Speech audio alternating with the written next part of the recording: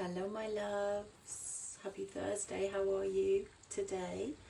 It is the 11th of September and I'm so thrilled to be with you. We have just come through the most potent blood moon lunar eclipse on Sunday, and I'm wondering how that was for you. It really was an incredibly potent energy, wasn't it? And it just shook so much up. And of course we've then come through the 9-9 portal, which again is a beautiful opportunity to clear, to manifest.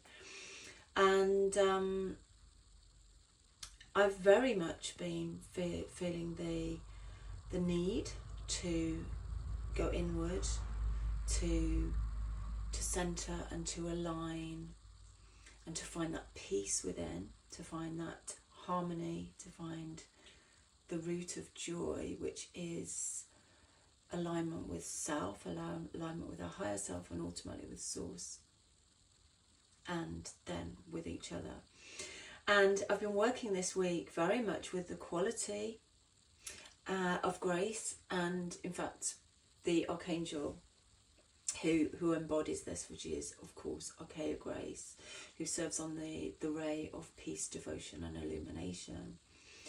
And it feels very much as though when we can come into that center, that 0 point, that alignment that calls us into our highest timeline for our highest good, and of course then the highest good of all, that is where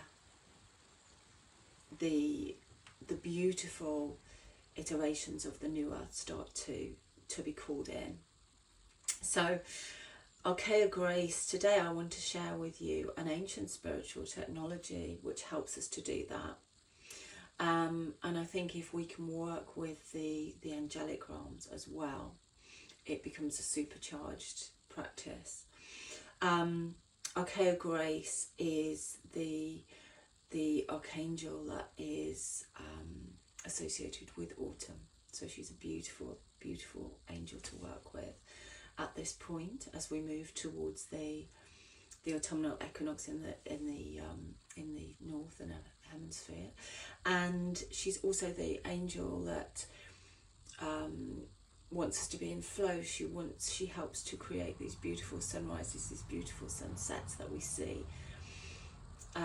She inspires beauty, she inspires harmony, and she asks us to surrender to the flow, to surrender to divine orchestration, to divine will.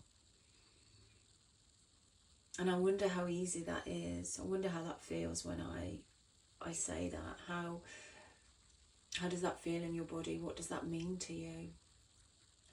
And does it bring up any awarenesses of where we are still holding on, where we are still trying to control situations with our logical mind, with our actions? And when we come into that feeling of surrender and flow, this is where everything starts to click into place. And yes, it may create endings of patterns, of relationships, of ways of being that we've held on to. But then in that, when that is done with love, it allows new highest timeline circumstances to occur. One of the practices that I've been working with for many years is the ancient spiritual practice of mantra, which is the repetition of sacred syllables. I work within the Kundalini yoga tradition. I've been a Kundalini yoga teacher for many years. A mantra is something beautiful that I love to share with my students. It's this beautiful repetition. It's often Sanskrit, which is a beautiful ancient language.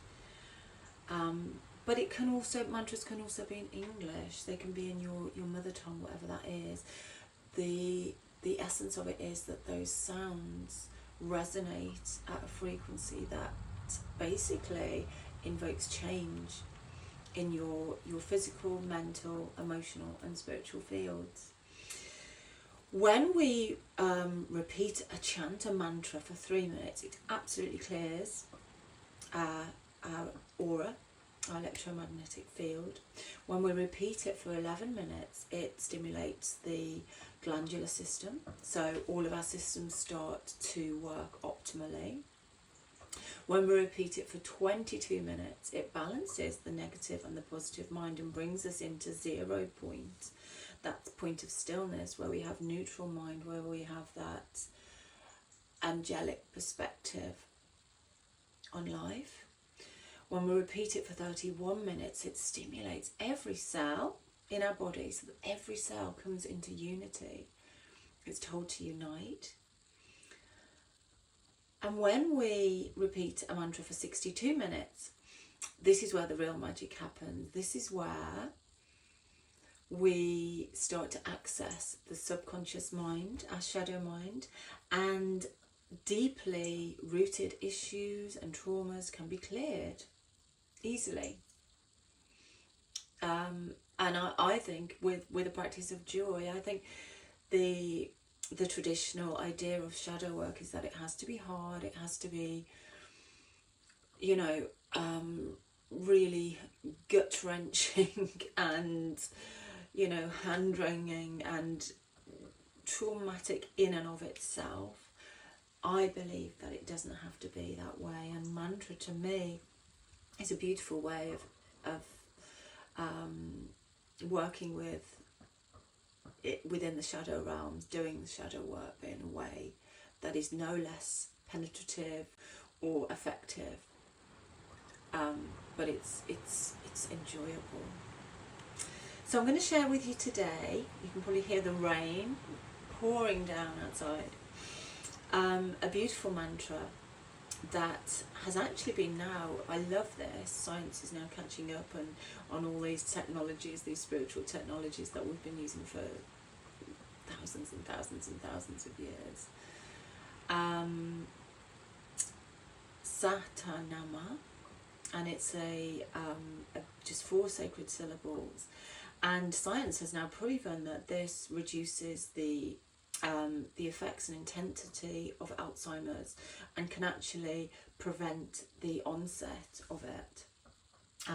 It also balances the emotional field, brings the nervous system into regulation. It creates a better memory.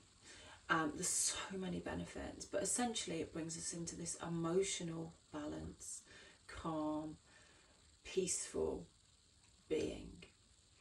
So it has a mudra with it, which is a hand technology, mudra. So sa, when we say sa, we bring the index finger and the thumb together. Ta, we bring the middle finger and the thumb together. Na, we bring the ring finger and the thumb together. And ma is the pinky and the thumb. And Satanama is the cycle of birth, life, death and rebirth. So it's this cyclical, it's infinity essentially. So I'm just going to share with you how to do it. What I would love you to do is place your hand on your heart, invite in whichever archangel or archeia you wish to invite in. I'm going to invite in Grace. And when you feel them with you, you can either open your eyes or keep them closed and then start the mantra. So it's Satanama, Satanama, or just keep repeating. And there's many versions of this mantra available on the internet, so choose one that really resonates with you and then go into the practice. I've just finished a